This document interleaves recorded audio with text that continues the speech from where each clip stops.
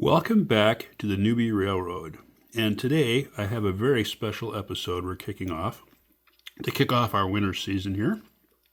And it's been a long time, so if you're one of my older viewers, welcome back. I know haven't been around for a long time. As you may notice here, I do have a lot of rolling stock and locomotives that are Great Northern, and I've always kind of had a soft spot for the Great Northern Railroad. So what I'm excited about today is I'm going to be traveling on the Empire Builder, which was the Great Northern passenger rail service that ran from Chicago, Illinois to either Seattle or Portland and back, of course. And I'm going to be riding it from Seattle to St. Paul, Minnesota, which is probably about here somewhere. So I won't be taking the entire trip. I'm going to miss the part through Wisconsin there between St. Paul and Chicago. But I'll be on the trip. It leaves Seattle like around 4:55 in the afternoon, and then it gets into St. Paul. Basically, 2 nights later, it gets into St. Paul around 8:30 in the morning. My purpose for the trip is family related, and I'll be renting a car in St. Paul, and that's why I'm stopping there, and to be driving to see family from St. Paul. And then I'll be coming back from St. Paul. So hopefully you'll be hanging around and can watch the fun. This is a replica poster that I just pulled off the wall here at my railroad. There's a company that sells these online. It's a metal replica poster. It's got fake weathering around the edges, and this was this was before the Empire Builder was run by Great Northern, and then of course it was taken over by Amtrak. So now it's Amtrak operates it, but it's still called and it uses all Amtrak equipment, but it's still called the Empire Builder. So, as they've done all across the country, when all the passenger rail, pretty much all the long distance passenger rail anyway, was all consolidated under Amtrak. So here's their ad.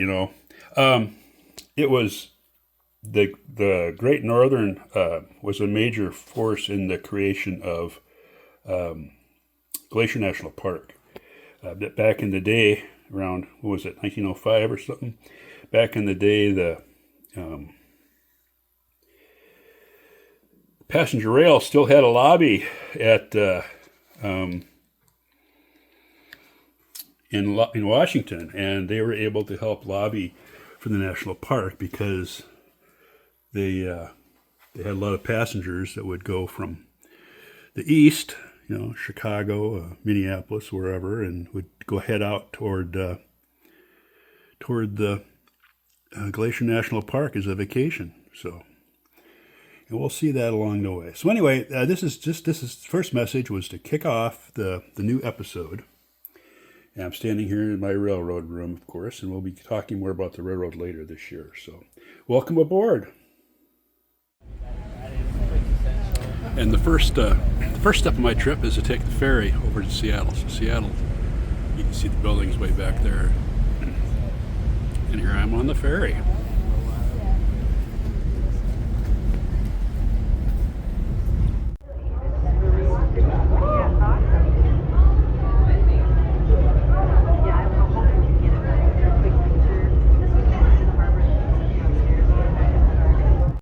That's the clock tower on King Street Station. When that was finished in 1907, that was the highest point in Seattle. Of course, it's nowhere near that now.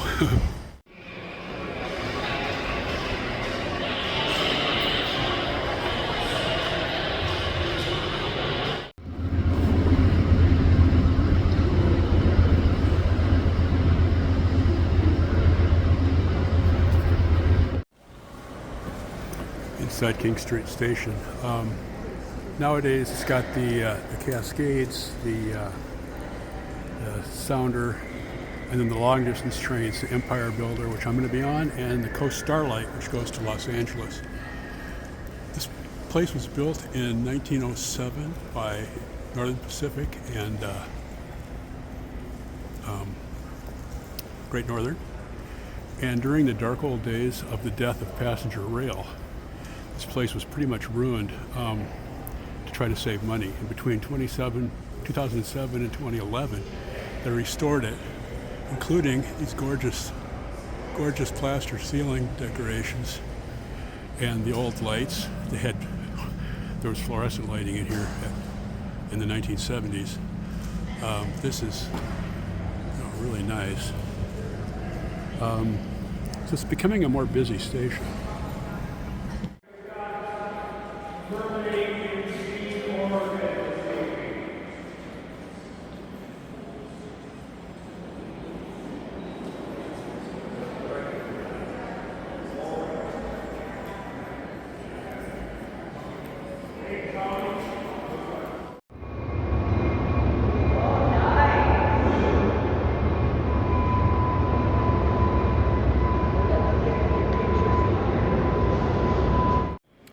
There are modern chairs, but they have actually restored or placed in some of the old high back benches, which are kind of a nice touch to an old refurbished train station.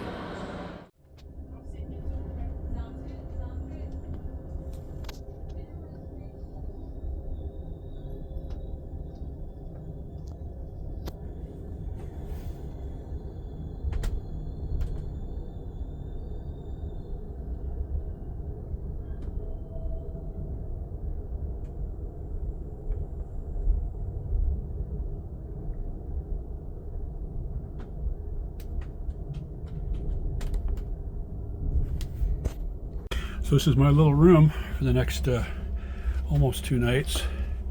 There's a couch, 4 pillows, there's a little chair, big mirror, hello, and of course my own private toilet.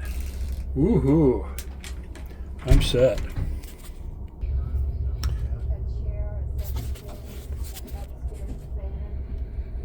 This couch makes into a bed. And this is the bunk bed up there, which I guess I'll just leave up.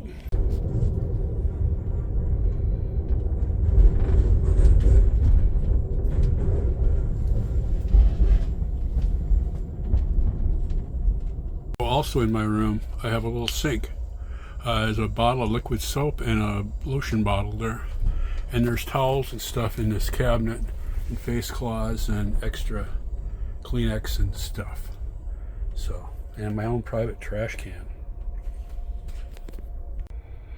And I'm on the left side of the train, which I think is a good side. At least going up to Everett, I'll be on the ocean side, and then going across Glacier, I should be looking north, which I think should be the better view. So if I don't find room in the observation car tomorrow morning, then I may just stay here. It's got a pretty good view.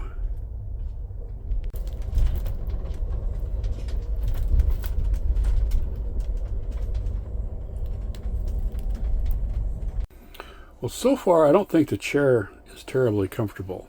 So I think I might be, and I'm facing forward anyway. The couch is facing forward the way the train this car is oriented.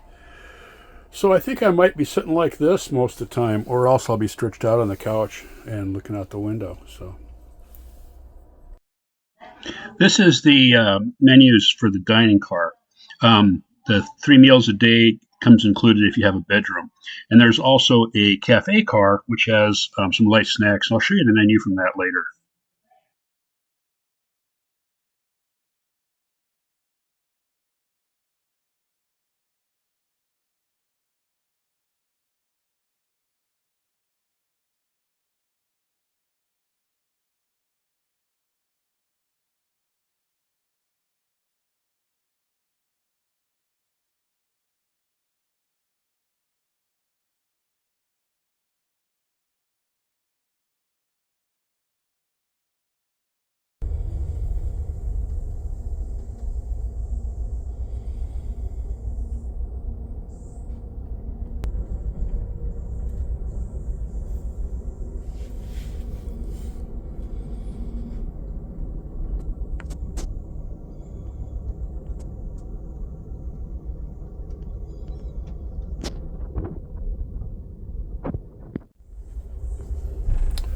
Burlington Northern BNSF freight going by us here.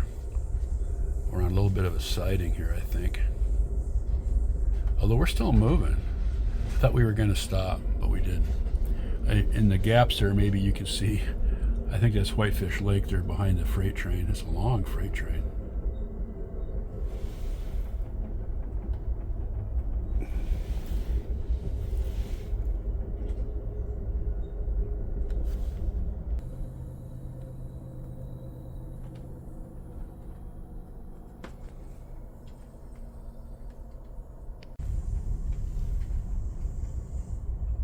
I think this might be Whitefish Lake through the trees there. We're almost to Whitefish.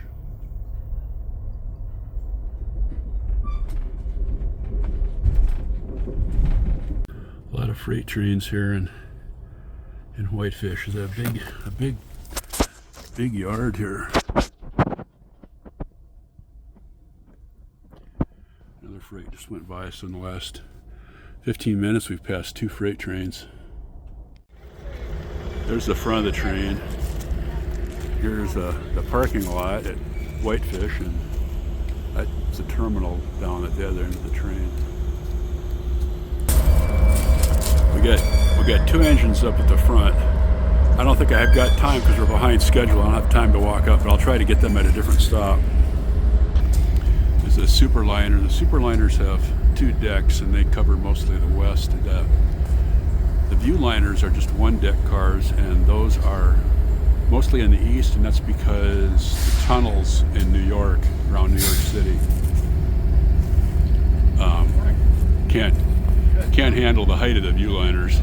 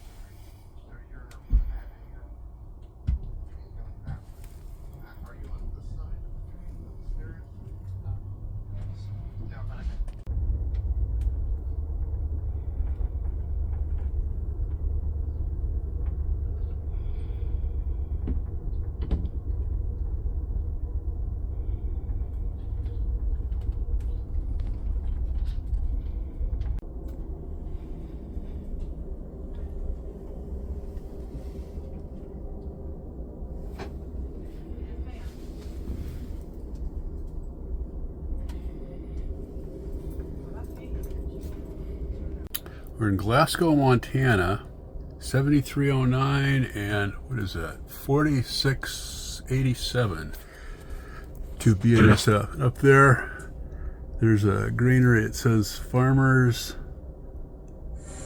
Farmers Union Grain Feed Company.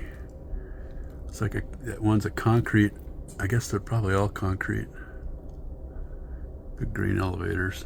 Kind of leaving the ranching country and starting to get into the farming country, I think.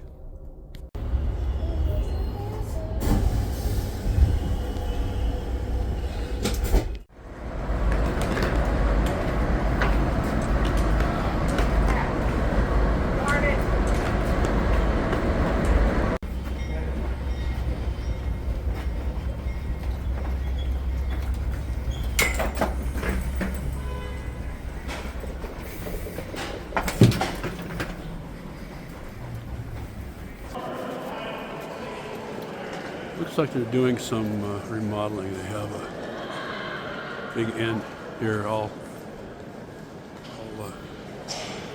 fenced off. I think this depot was built in like 1927. This is St. Paul Union Depot.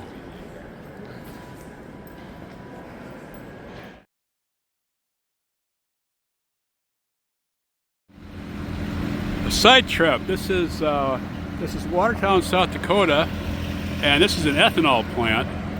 And there's a rail yard here with 1, 2, 3, 4, or 5 different rail lines. Those are cars, those are grain cars there, more grain cars, and then they also have tanker cars. So they bring in the corn or whatever, and then they haul out the grain. I don't see any big engines hauling here today, but I wanted to get over and get a picture of the switcher. So let me hang on here, I'll get that.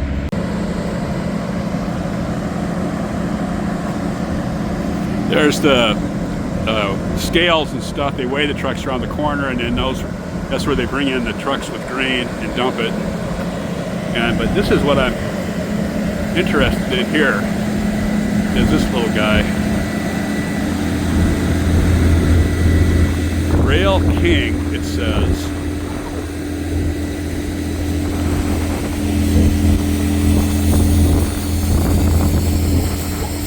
Interesting. It's set up to run either on rail or on road. It's got wheels that can lower down. It says Rail King, Houston, Texas. Diesel fuel, it says. I don't see any numbers on it anywhere.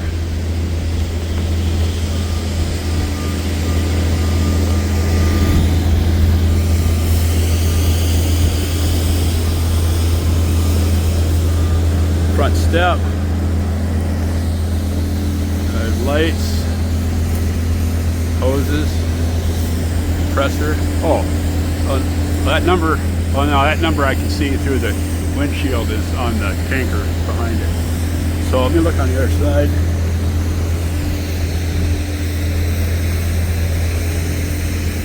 Yeah, I don't see any numbers. Wait, there's a logo there though. Stewart and Stevenson, it says. All right. Well, that is a cute little switcher. I like it. There's some more storage tanks. The plant is back over there. And here we've got a whole long line of grain cars. And down that way, there's a much longer line of tanker cars.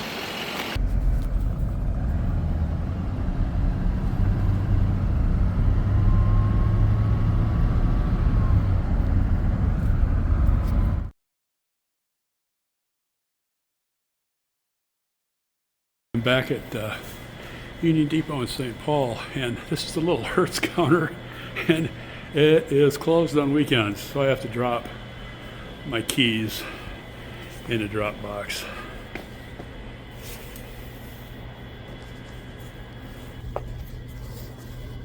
So this is Union Depot. It was built in the 1920s. It was refurbished around 2011, and it has some shops and stuff, but I'm here at 8 o'clock and they're all closed because my train is not until 11. And the soda machine over there is out of order.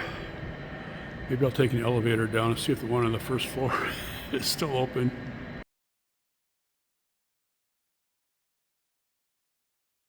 It's a little strange artwork. There's People swimming.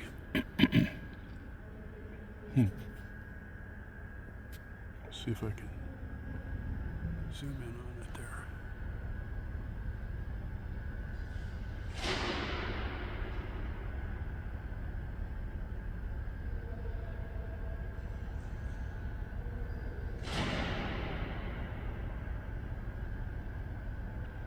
That's on the ceiling of the depot here. I scan down. Hi! I screwed up. If I scan down here, you can see the nice ceiling. The guy's lowering the curtains a little bit so I can see over the top of them now. There's some artwork on the far wall. Maybe I'll go look at that in a minute.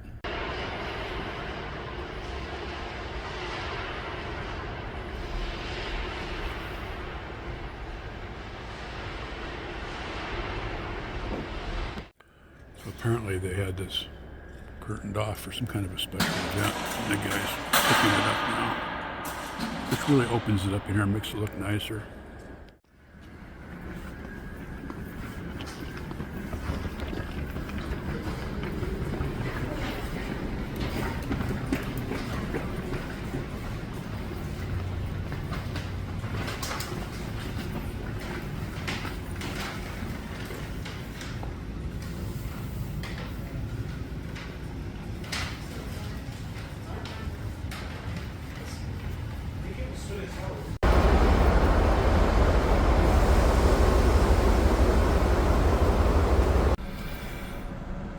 Okay, I'm in my room.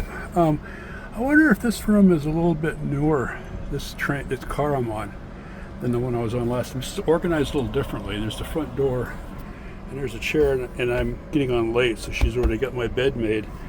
But the bathroom is over there. So on the one I was just in, the bathroom door would have been there, where there's no door. I don't know if that means this is, and the sink, which is here, would have been over there next to the door. So I don't know if that means that this is a newer train, or maybe they go every other room is reversed or something. I don't know.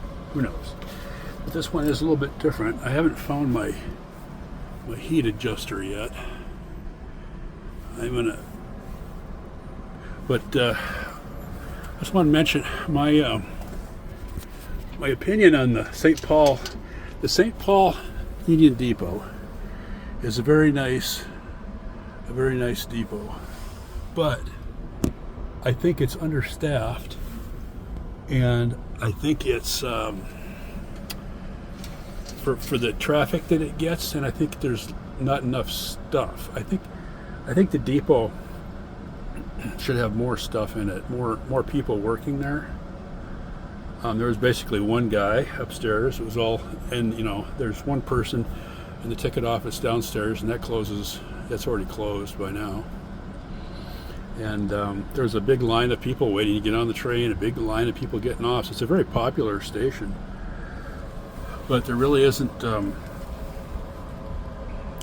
coming down, it was a slow elevator, or else you had to thump down the stairs with your luggage.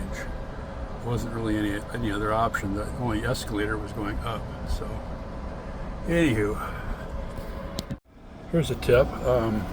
Actually, the thermostat is set all the way to cold, and up here on the vent there is a knob, and it's closed, so very little air comes out. But if you slide this over, more air comes out. So hopefully it'll cool my room down later. My last room was like that too. Well, good morning. I got some sleep last night after getting on in St. Paul. We're going through North Dakota, the roughest, rockiest, bumpiest, shakiest part of the whole trip, I think, is going through this part of North Dakota. I just had breakfast. I got my coffee. I did notice in my room, let's see if I can swing this, that there's no, in my other room, my first room, there was a mirror, full-length mirror there. This room doesn't have that. And here's a view of North Dakota. Actually, there was some ponds and lakes a little earlier. Right now, there's like really nothing. It's just farmland right here. And I guess I'd go back to get my book and go and do some reading, I guess.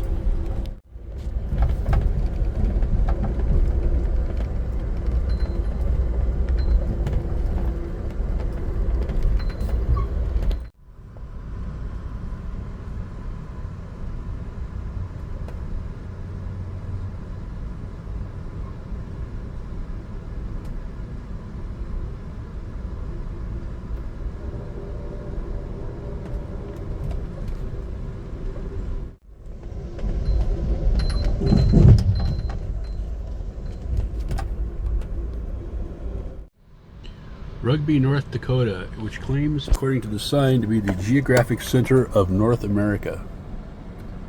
And of course, it depends on how you measure that, but you know, it is kind of pretty much out here in the middle.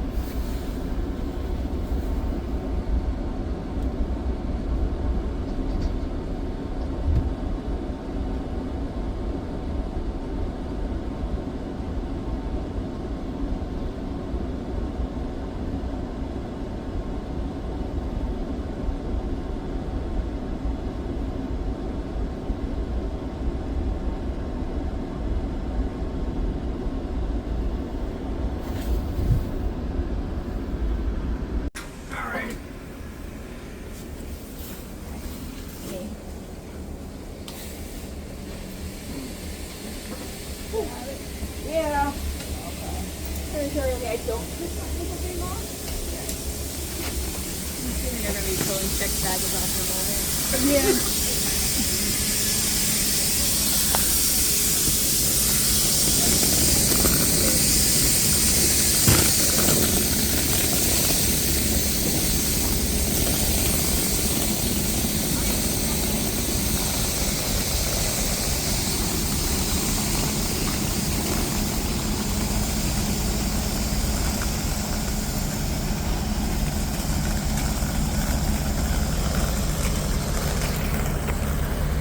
Okay, we're in Minot, North Dakota, which is a regular refueling stop, maintenance stop. We're going to be stopped here for a while.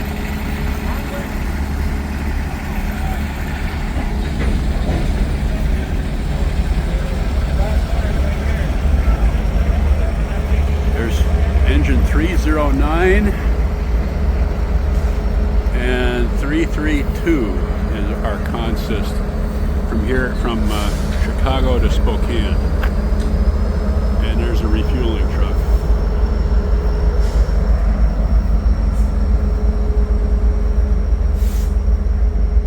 And they're refueling, and they told me I'm not supposed to go near the engine, so I'm in the parking lot taking a picture of the tray. So there they are. A couple of nice engines. I'll look them up later. They look like they might be the same model. If there's any subtle differences, I'm not good enough to figure it out.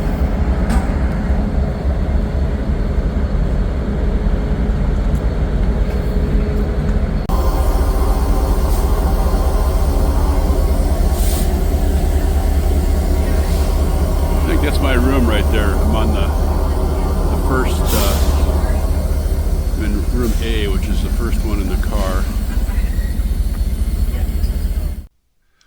Hi, this is Future Paul. It turns out that Unit 309 was the first Amtrak unit that actually had this livery. And these are ALC 42 units, and Amtrak has ordered 75 of them. And this was the 10th one delivered, but it was the first one to be painted in this livery. And these units reduce emissions, nitrogen oxide by 89% over the particulate matter by 95%, and consume less fuel than the units that they're replacing. They have a top speed of 125 miles an hour, although on on the Empire Builder. I don't know if we ever reached anywhere close to that. They have 4,200 horsepower. There's 5 different variants of this unit, and they're tailored for different services. The ALC-42 is the Amtrak long distance, which is why we have it on the Empire Builder. There's a 42E dual mode for intercity and long distance on the Northeast Corridor. There's an SC-44 for state-supported intercity and commuter rail, and there's an SCB-40 for the Brightline intercity service, and an SCV-42 for the Via Rail intercity service in Canada. So that is the units that we had. We had 2 of these great units pulling our Empire Builder. Here's the station in Minot.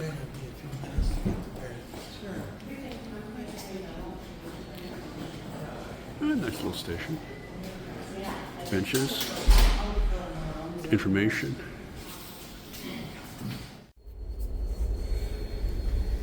So this is a roomette. There's a couple little shelves there, and then there's the bed that folds down, and then this makes into a bed, and there is a tiny bit of space right here when the bed is made. So it's actually not quite as crowded as I thought.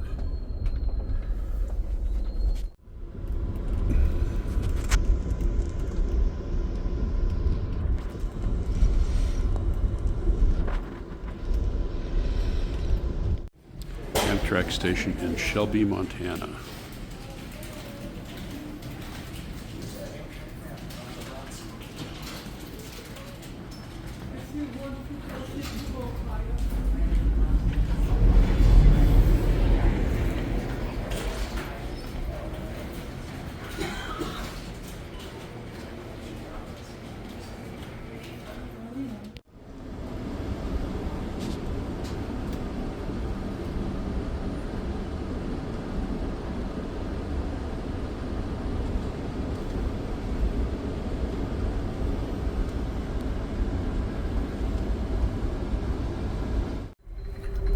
Just saw some eagles on the river here. Of course, I didn't have my camera set, and the train, stuff that's close by, the train goes by so fast that you miss it.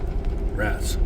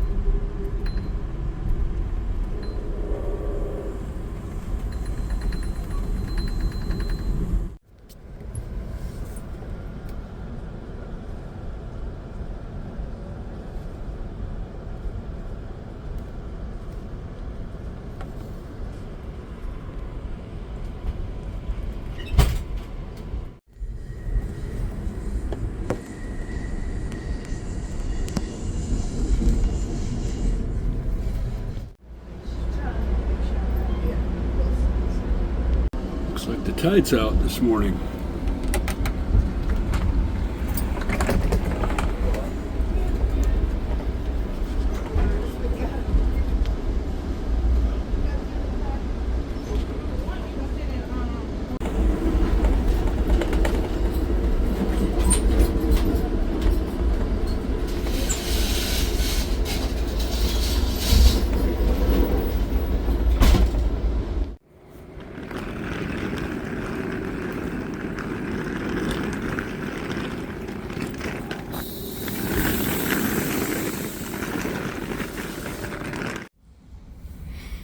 The Amtrak, the little tiny Amtrak station for Edmonds is over there, and then this is This is the ferry terminal with the pedestrian loading, and there's some cars that I think are still unloading.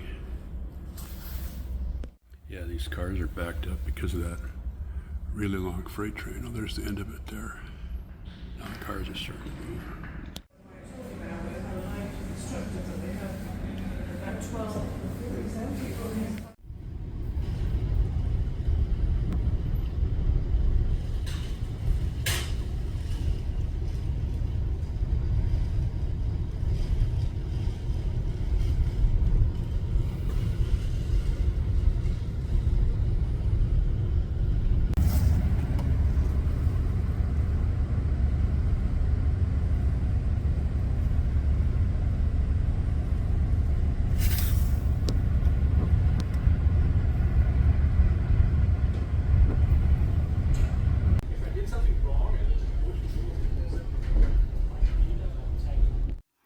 And that's the end of my big adventure on the Empire Builder. And I'll be back next time on the Newbie Railroad.